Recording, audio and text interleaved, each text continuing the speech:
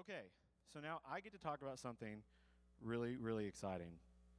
And we have something very special to celebrate today.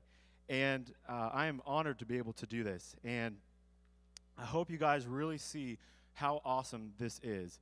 And the reason why I'm excited is because in the last 10 years of Little Flock, we've had a rocky history.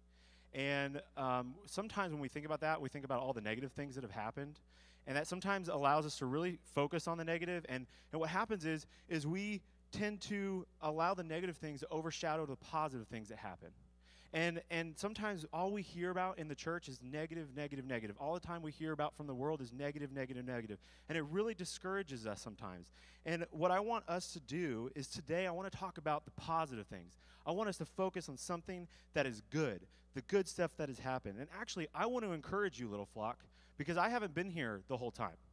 I've only been here since the summer of 2008. My wife and I moved here in the summer of 2008, and we joined the church right at the end of summer. And when I first came in, I'm sort of an outsider to Little Flock, okay? And I want to encourage you from an outsider's perspective when I came here back at that time. And we came in and we experienced when the previous pastor left. We were during that situation. And in my seminary and theology mind, you know what I did? I said, you know what? I'm going to think positive about this.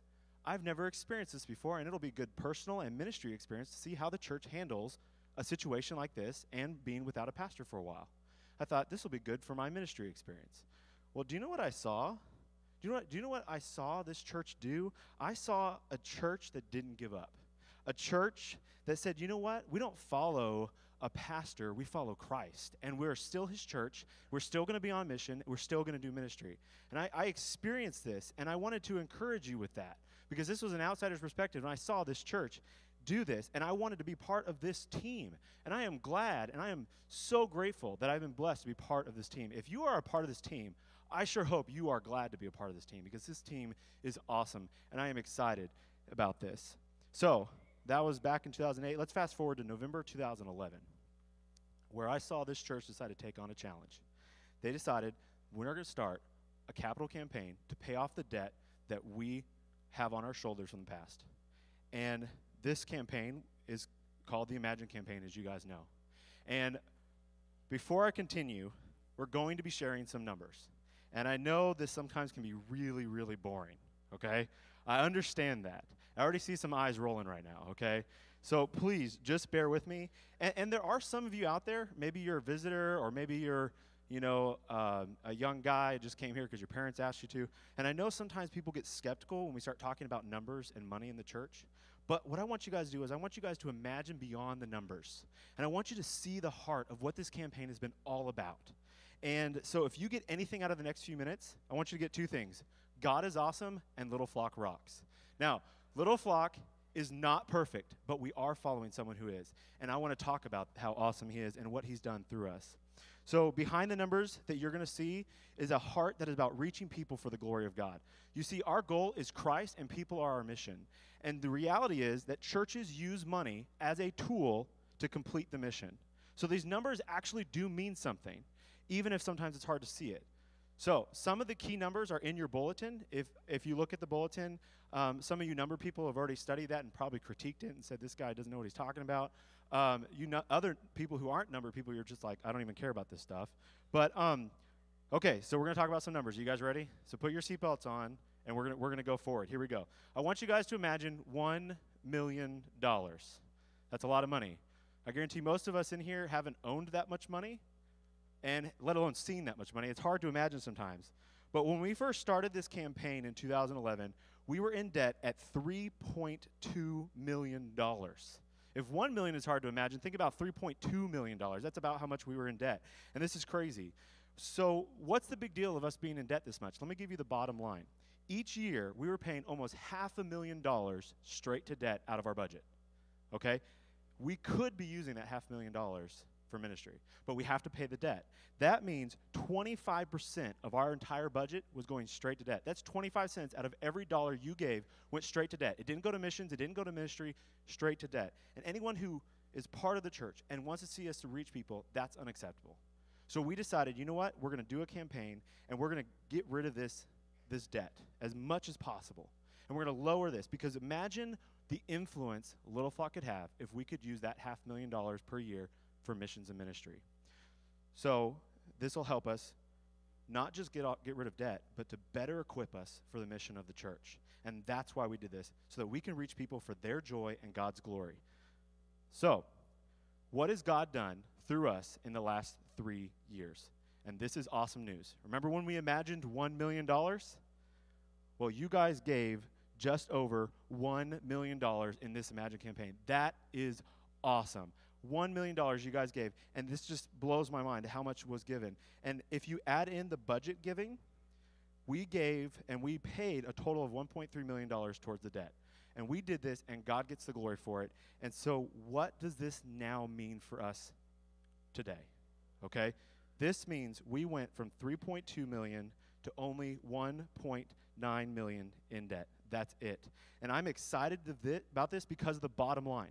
The bottom line means, going forward, we have reduced the amount we pay out of the budget to service debt by half. That means instead of paying $500,000 per year, we're only paying $250,000 per year for debt. So imagine the influence we can have to use that extra $250,000 that we were paying to debt for missions and ministry. And you know what that means here?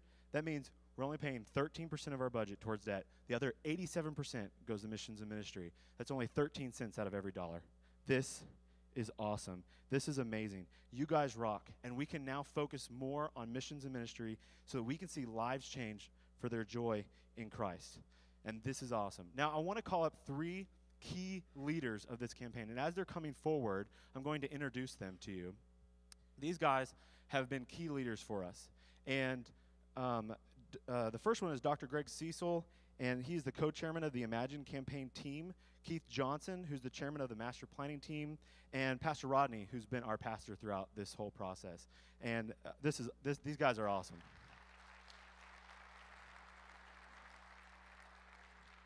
And I wanted to bring these 3 key leaders up here because I want you guys to hear the heart of the guys that were on the front lines. These guys were on the front lines throughout this whole process. And Dr. Cecil, can you share with us a few things about the campaign from your perspective as a chairman of the Imagine campaign team, and actually share a couple of numbers that I haven't shared yet that are pretty cool? Well, I think, is this on? Yes. I think when we first started this thing, a little bit more than 3 years ago, and we first got together and started formulating strategies on how we were going to retire the debt, one of the first things we did was we hired a consulting firm to come in and help lead us through the process. And so one of the first things that they said when we got the advisor there was, he said, retiring debt is good, but you probably need to build something. And we go, you don't really know the hearts of our people. The hearts of our people right now, they really want to retire this debt. They really want to get rid of this debt. And so he finally agreed to all that stuff. And it goes to show you that your giving and your hearts were so fantastic that usually 80% of return on the pledges is considered a good campaign. You guys gave more than 100%, and that's just beyond our imagination, I think. When we started thinking about that, it's just, I don't think any of us really even conceived of that much being given at that particular time. Well, my wife and I have been attending here for more than 30 years now, and we've been through several of these campaigns, like many of you have. One of the first ones was the Together We Build campaign. If you remember, we call it, for short, we call it TWB. And my wife reminded me the other day of one of our more mature members who has since gone on, but her name was Miss Rogers, and many of you might have remembered her. And she made her a little box instead of, she put TWB on it, the initials TWB, but instead of it meaning the Together We Build program, it meant the Without box. And what she would do with that is she would take and put whatever she could do without, and she'd put it in that box and save and sacrifice. And Miss Rogers didn't make a lot of money. I'm sure she had, just a limited income. I'm not sure how much she gave, but she used to sit right down there, and it was people like her. Well, no, right down there, because that's her family still sitting down there. It was people like her who gave things and sacrificed that allowed us to actually build this sanctuary here now that we worship in today. And I'm just thankful for people like her and the heart of people like her, and that's what your heart is like now. And 28 years ago, my son first started attending here, and he attended with his grandparents and his parents and his great-grandparents. And now I have a grandson who gets to attend with his parents and his grandparents and his great-grandmother. And I'm so thankful for the opportunity to be able to grow and serve here like we have for almost 200, or more than 200 years now. And I'm just really thankful for that. Thank you all. Thank you, Dr. Cecil. And again, what he said was amazing, because the typical campaign amongst American churches, you expect a good campaign to be 80%. That's a good campaign. This is us right here. We gave above and beyond. That's awesome. It's like mind equals blown. It's just amazing. Okay. Now, Keith Johnson was the chairman, or is the chairman of our master planning team, and this team was created to manage 10% of the campaign money to use for current and future improvements. And for you number people out there, if you looked at the bulletin, you're wondering, there's some numbers that are different. This is why, because 10% went there. So Keith, can you share with us a few things about the master planning team? Sure, thank you. Yeah, we were excited to set up a master plan team here at the church, and a lot of the efforts that you and we have been able to do, you've been able to visually see those as you even drive in this morning. If you noticed when you came in this morning, the Harper property, the next door properties, you can actually see through and actually get into the area behind it. There was a house that used to sit there. I don't know if you remember that or not, but that's been cleared. We have a new exit that's been created to be able to exit out of the church when it's really busy here on Sunday mornings. We've been able to put up a field next door. There's going to be an activity field, especially for the students come this spring. That's really exciting. There'll be some kids running around there. I don't know about you, but it's always exciting when you run or walk or drive past a church and there's a lot of activity that's happening that you can visually see it. It's a good draw to our church to be able to see kids out there running on the field. We also engaged with a firm called the Unstuck Group. They're here now and engaged with our church to be able to do some philosophy, some strategy, working with the staff in order to get us unstuck, move us into the future. Another firm that we engaged was Building God's Way. It's an architectural firm that's come through and kind of looked at our facility and help us to imagine and plan for the future and some exciting things that we can be able to do around that. One thing that I did want to point out, just as a personal note, if you saw the numbers up on the screen, when we sat around, Greg and I and our team, and looked at the debt that we had of our church, it was really made up of two key components. One was two bonds that we had, or two loans, if you will. There was one that was a little over 1.8, and another one that was a little over 1.4. And so when we were sitting there discussing this, we thought about Dave Ramsey's way, right? So if we could just get the little one paid off, that would be awesome. And if you looked at the numbers that were given, yes, we gave a little over $1 million, but through the process, we were able to actually redo the loan that we had, and we actually, in the end, paid off that little loan. And so to me, that is an amazing thing, that even though you look at the numbers and they don't really reflect that, in the end, God was in control, and that's what he did. And I think that's pretty exciting news. Yeah, that is awesome. Thank you, Keith. Pastor Rodney, you've been our pastor throughout this process, and we are grateful for that. Can you share with us a few things about the campaign from a pastor's perspective? Yeah, absolutely. One of the incredible things about Little Flock to me has always been the generosity of God's people. And when we have asked God's people to do things, to step out on faith, you guys have been faithful to do that. And, you know, giving what we have given to the Imagine campaign is an example of that. At the same time, the last 3 years, we've exceeded our operating budget every single year. And some of you remember last year, we found out about the gym walls and the needs that we had down there. We spent another $350,000, $400,000 on top of all that. And God's people just continue to be generous in giving and supporting missions. And one of the exciting things is what James shared earlier about how at one time we were giving almost a quarter of every dollar was just going to the banker, and now 10 cents less, only 13%. So 10 cents of money that used to be leaving is now staying for missions, ministry, and touching people with the gospel of Jesus Christ. And so that's an exciting thing, to think about how God has used us and continues to use us to accomplish more for his kingdom work. And so I just want you to know, I know many of you have sacrificed greatly for 3 years. You have taken money away from things that you would have done in other ways, other areas of your life, and you have helped your church to accomplish these things. I just want you to know it is greatly appreciated, and I believe the kingdom impact of the future is what we're going to really be excited about to think about the people who are going to be reached in the days to come and the opportunity of ministry in the days to come. It leads me to say this. You know, people have asked, are we going to do another campaign? The answer is yes. We're just not sure exactly when and exactly what that will look like. But I promise you'll be one of the first people to know, all right, when we decide. But we're going to launch into another campaign next year, and we will be, formulating that and bringing that to the church to let you know about that. And one of the commitments, I said this in the letter, Debbie and I are committed to continuing what we have been doing for the Imagine campaign. And I know that may not work for everybody.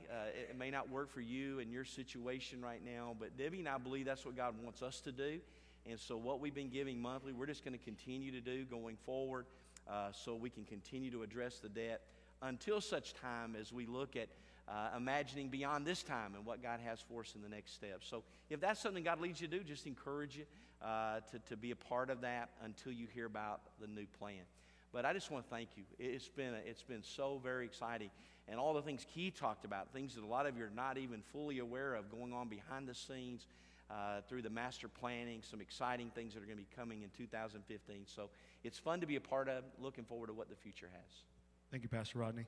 As they're leaving, can we just appreciate their amazing leadership for this campaign?